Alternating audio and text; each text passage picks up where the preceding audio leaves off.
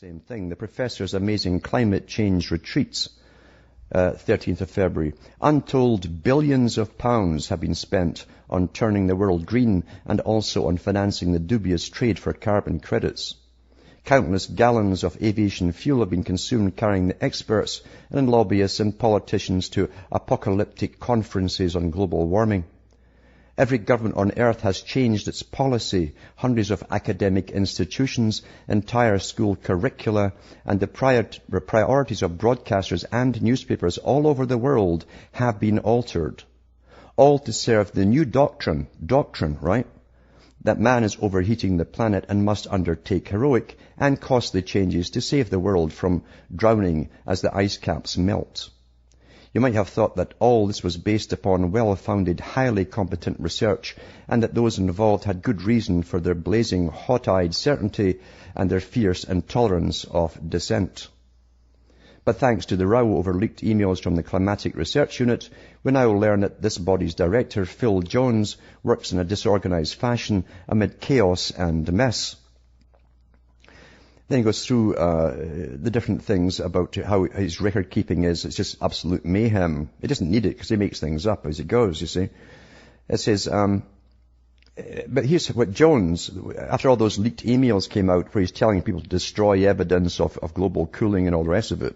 It says, even more strikingly, Jones, he also sounds much less ebullient about the basic theory of global warming, admitting that there is little difference between global warming rates in the 90s and in the two previous periods since 1860, and accepting that from 1995 to now, there has been no statistically significant warming. Isn't that a complete turnaround? We've all to change our lives for these utter liars that have been caught out. He also leaves open the possibility, long resisted by climate change activists, that the medieval warm period from 800 to 1300 AD, and thought by many experts to be warmer than the present period, could have encompassed the entire globe. Well, I'll tell you, isn't that an about face, eh?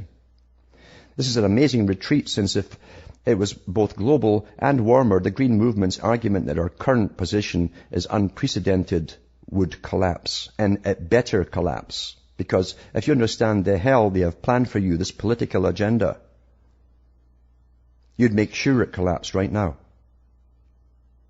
And you'd make sure that all this indoctrination at school was thrown out the window as well.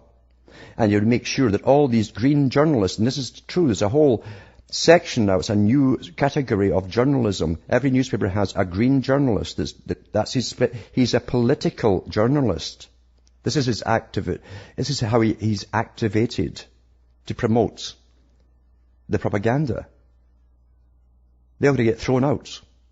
You cannot have people who are biased in media putting out these reports as if they were absolutely true and factual. These gospels that they have, these new gospels, when they have a political agenda. You cannot have truth. It doesn't happen when you have a political agenda.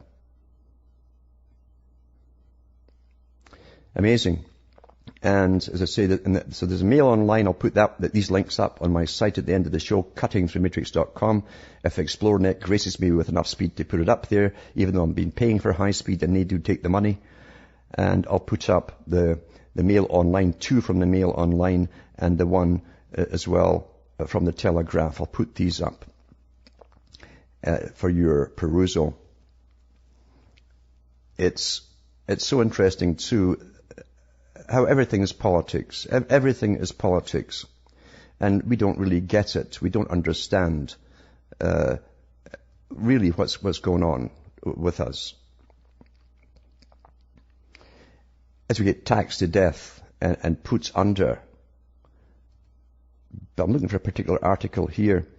And it's from The Economist. Very interesting article. Because see, this is in the green.view column. This is the journalist whose job it is to push his religion here. Under the pretense he's a journalist. And it's from the 8th of February 2010. He goes on about, there was a time when conservation meant keeping people away from nature. America's system of national parks, a model for similar setups around the world, was based on the idea of limiting human presence to passing visits rather than permanent habitation. In recent years, this way of doing things has come under suspicion. Defense of large areas of parkland is often impractical, can also be immoral. Well, here's what it goes through here now. How conservation areas are now created. It's through perpetual war. War is good, he says, really. We need perpetual war because in between the strips like North Korea, South Korea, places like that, nature thrives. These no-go zones. And it also kills off the human population in these wars. And it helps nature and the animals and the birdies and stuff like that, you see. So this pretended journalist is actually, as I say, a fanatic with a cause, getting paid as a journalist for his green page, is promoting perpetual war for human depopulation and to allow the animals and the fungi and the ferns and so on to grow. You know. Quite something. Yeah, you see the different instances in the world today where this is happening and they're thriving because of conflict and war. Quite something. So his last paragraph says, military conflict and the preparations that surround it are not in themselves good for the environment, far from it. Animals big enough to be eaten or with body parts that can be sold for a profit are well advised to stay out of war zones.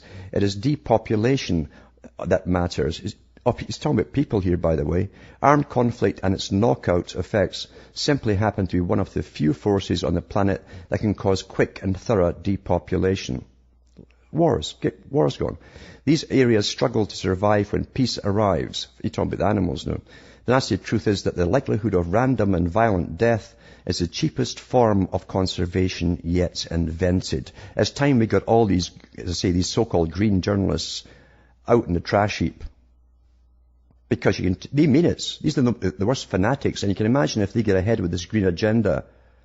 If you think the Soviet system or the Nazi system was bad, you ain't seen nothing yet.